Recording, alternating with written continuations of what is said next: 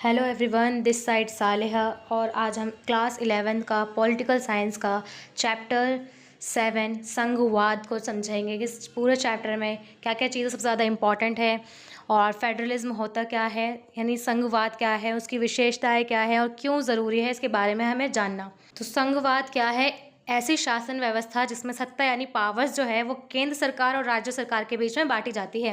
यानी नॉर्मली अगर हम समझें कि फेडरलिज्म क्या है, तो जहाँ शक्तियों का बंटवारा होता है केंद्र और राज्य के बीच में, उसे ही हम संघवाद कहते हैं। फॉर एग्जाम्पल भारत, हम इंडिया में देखें तो इंडिया में जितनी भी शक्तियाँ हैं वो केंद्र और राज्य के बीच में बटी हुई हैं। स्थानीय सरकार की बात भी होती है इसके अंतर्गत।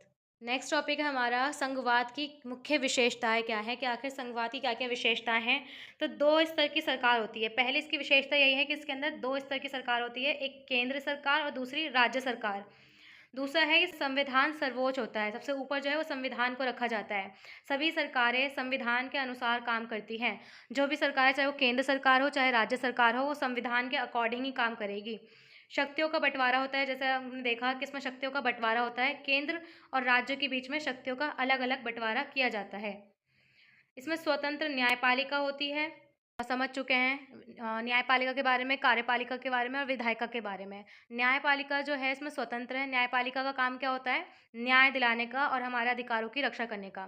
तो स्वतंत्र न्यायपालिका, न्यायपालिका केंद्र और राज्य के बीच विवाद को सुलझाती है।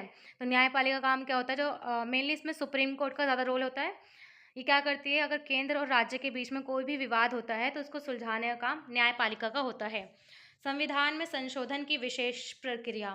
संविधान में जो संशोधन होता है, संशोधन यानी बदलाव, तो उसकी एक विशेष प्रक्रिया होती है। केंद्र और राज्य दोनों की सहमति से कई प्रावधान बदले जाते हैं। यानी इसमें क्या होता है? केंद्र और राज्य दोनों की सहमति से ही बदलाव होता है। नेक्स्ट टॉपिक है हमारा भारत में शक्तियों का विभाजन। कि आखिर भारत में शक्तियों का जो विभाजन है वो किस तरह से है। तो तीन सूचियों के बारे में हम जानेंगे। इसमें ये इंपॉर्टेंट है तीनों सूचियाँ ही, केंद्र सूची, राज्य सूची, समवर्ती सूची। केंद्र सूची क्या होती है? जिन विषय पर केंद्र सरकार कानून बनाती है वो केंद्र सूची होती है। राज्य सूची जिन सूचियों पर या जिन मुद्दों पर राज्य सरकार कानून बनाती है वो राज्य सूची होती है। समवर्ती यानी दोनों मिलकर, केंद्र और राज्य दोनों मिलकर कानून बनाते हैं, उन्हें समवर्ती सूची में रखा जाता है। केंद्र सूची में रक्षा, विदेश नीति, परमाणु ऊर्जा, रेलवे, डाक और तार, इन सभी मुद्दों को केंद्र सूची में रखा जाता है। राज्य सूची के अंतर्गत क्या आता है? पुलिस, कृषि, स्वास्थ्य, स्थानीय सरकारें, सार्वजनिक व्यवस्था। यानी पुलिस से रिलेटेड, कृषि से, खेती बाड़ी से, या फिर हेल्थ से रिलेटेड कोई भी कानून बनाना हो तो उस पर राज्य सरकार कानून बनाती है। और ऐसी कौन से मुद्दे हैं जिस पर दोनों मिलकर कानून बनाते हैं? तो शिक्षा, एजुकेशन में दोनों ही सरकार मिलकर कानून बनाती हैं। वन हो गया, विवाह या तलाक का कोई मामला है, श्रम कल्याण है, या आपराधिक कानून। तो ये ऐसे विषय हैं जिस पे दोनों सरकार मिलकर कानून बनाती हैं। तो ये कुछ विषय है जो इंपॉर्टेंट है, एमसीक्यूज में डायरेक्ट आ जाता है। अब यहाँ पे कुछ क्या है हमारे पास विषय हैं, जैसे रक्षा, विदेश नीति हो गया, कृषि, स्वास्थ्य, वन या श्रम कल्याण। तो इनमें से कोई सा भी एक विषय देकर आपसे पूछ लिया जाएगा कि ये किस सूची में आएगा। जैसे उन्होंने दे दिया स्वास्थ्य, तो स्वास्थ्य किस सूची के अंतर्गत आता है? तो वहाँ पे तीन ऑप्शन होंगे, केंद्र सूची, राज्य सूची, समवर्ती सूची, या इनमें से कोई नहीं। तो स्वास्थ्य हमारा राज्य सूची में आता है। तो ऐसे वो एमसीक्यूज में वन लाइनर क्वेश्चन दे सकते हैं, एमसीक्यूज भी दे सकते हैं, या फिर ऐसे एक नंबर का क्वेश्चन बनाकर दे सकते हैं। फिर नेक्स्ट टॉपिक है हमारा भारत संघीय क्यों है। आखिर हम भारत को संघीय क्यों कहते हैं? क्यों? क्योंकि यहाँ पर केंद्र और राज्य दो स्तर की सरकार होती हैं। दोनों सरकारें संविधान द्वारा स्थापित होती हैं। दोनों ही सरकारें संविधान के अकॉर्डिंग ही काम करती हैं। यहाँ इंडिया में लिखित संविधान होता है, सर्वोच्च न्यायालय है, सुप्रीम कोर्ट है, संविधान का रक्षक होता है, विवादों का समाधान करता है, यानी जितने भी प्रॉब्लम्स आते हैं उनका सॉल्यूशन करता है। शक्तियों का स्पष्ट विभाजन है। तीन सूचियों के माध्यम से हमने देख लिया कि तीन सूचियां होती हैं, यानी उसमें शक्तियों का विभाजन है कि कौन सरकार कौन से विषय पर कानून बनाएगा, तो ये स्पष्ट बताया गया है। इस विषय पर तीनों सूचियों में नहीं है उस पर केंद्र कानून बना सकता है। अब कोई ऐसा भी विषय है जो तीनों सूचियों में किसी में नहीं आता, तो उस पर जो कानून बनाने का अधिकार है वो केंद्र सरकार के पास है। अनुच्छेद 248 कहता है ये।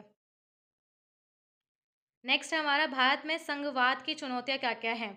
अब संघवाद हमने देख लिया कि पावरफुल भी है, अच्छा भी है, संविधान के अकॉर्डिंग चलता है, लोकतंत्र को मजबूत करता है, शक्तियों का बंटवारा है। लेकिन इसके सामने आखिर चुनौतियाँ कौन कौन सी हैं? भारत में संघवाद की चुनौतियाँ, फर्स्ट है इसमें केंद्र राज्य विवाद, कि इसमें केंद्र और राज्य के बीच में क्या है, विवाद होता रहता है। शक्तियों के उपयोग को लेकर टकराव, अब केंद्र सरकार कहती है कि हाँ ये वाला विषय हमारे उसमें आता है, राज्य सरकार कहती है ये वाला विषय हमारे उसमें आता है, दोनों के बीच कई बार विवाद भी हो जाता है। सेकेंड है वित्तीय असमानता, राज्यों के पास पर्याप्त धन की कमी है, केंद्र को ज़्यादा पावरफुल बनाया गया है जिसके कारण राज्यों के पास जो है वो धन की कमी हो जाती है। क्षेत्रीय मांगे, अलग अलग राज्य अधिक स्वायत्ता की मांग करती है, जो अलग राज्य है वो अलग स्वायत्ता की आज़ादी की मांग करती है। भाषा विवाद, भाषा को लेकर कई राज्यों में विवाद होता रहता है। अगर हम इजी एग्जाम्पल देखें तो केवल केंद्र के विषय कौन से, जैसे सेना, विदेश नीति और परमाणु ऊर्जा, ये केवल और केवल इस पर जो कानून बनाएगा वो केंद्र सरकार ही बनाएगी। केवल राज्य के विषय कौन से, जैसे पुलिस, अस्पताल या कृषि। दोनों के विषय कौन से हैं, जैसे शिक्षा, वन, विवाह, ये कैसे है जिस पे दोनों मिलकर बनाएंगे, तो वो शिक्षा है, वन है और विवाह है। नेक्स्ट है हमारा, परीक्षा के लिए हमें कुछ याद रखना है तो केंद्र सूची, जिसमें रक्षा, विदेश नीति और रेलवे जैसे मुद्दे आते हैं या विषय आते हैं।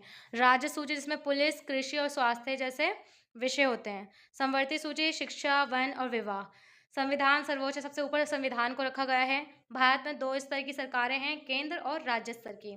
शक्तियों का विभाजन है, संघवाद की आत्मा, यानी संघवाद के अंदर मेनली हम शक्तियों का विभाजन ही देखते हैं, तो शक्तियों का बंटवारा करना ही संघवाद की आत्मा है। संघवाद, अगर हम माइंड मैप देखें, और ये बहुत इंपॉर्टेंट होता है, अगर आप अपने एग्जाम में पेपर पे अगर आप क्या करते हैं, माइंड मैप बनाते हैं, माइंड मैप, तो आपका जो आंसर है वो और ज़्यादा इफेक्टिव दिखता है और आपको ज़्यादा मार्क्स मिलने के चांसेस बढ़ जाते हैं। इस तरह से माइंड मैप बनाया करो आप भी। तो संघवाद अगर हम एक नज़र में देखें तो इसमें संविधान सर्वोच्च होता है, शक्तियों का विभाजन होता है 3 सूचियों में, संघ सूची, राज्य सूची और समवर्ती सूची। विशेष संशोधन की प्रक्रिया होती है जिसमें दोनों ही केंद्र सरकार और राज्य सरकार क्या होनी चाहिए, सहमति होनी चाहिए। स्वतंत्र न्यायपालिका की बात होती है और 2 स्तर की सरकारें हैं, केंद्र और राज्य स्तर की। तो ये क्या है, अगर हमने एक माइंड मैप देखा तो ये पूरा हमारा क्या है, संघवाद। नेक्स्ट है हमारा कंक्लूजन है। नेक्स्ट, संघवाद से देश में एकता भी बनी रहती है और विविधता को भी सम्मान मिलता है। ये एक देश अनेक राज्य एक संविधान की भावना पर आधारित है। तो ये चैप्टर हमारा बहुत ज़्यादा इजी था, संघवाद। इसमें जो क्वेश्चन आते हैं वो यही आता है कि संघवाद के सामने कौन कौन सी चुनौतियां हैं, और जो सूचियां हैं उससे रिलेटेड क्वेश्चन आता है कि तीनों सूची कौन कौन सी है, संघ सूची क्या है, राज्य सूची क्या है, समवर्ती सूची क्या है।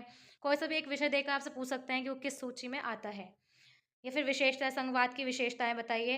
तो ये सभी क्या है, बहुत ज़्यादा इंपॉर्टेंट क्वेश्चन है जो कि PYQ में भी देखे गए हैं।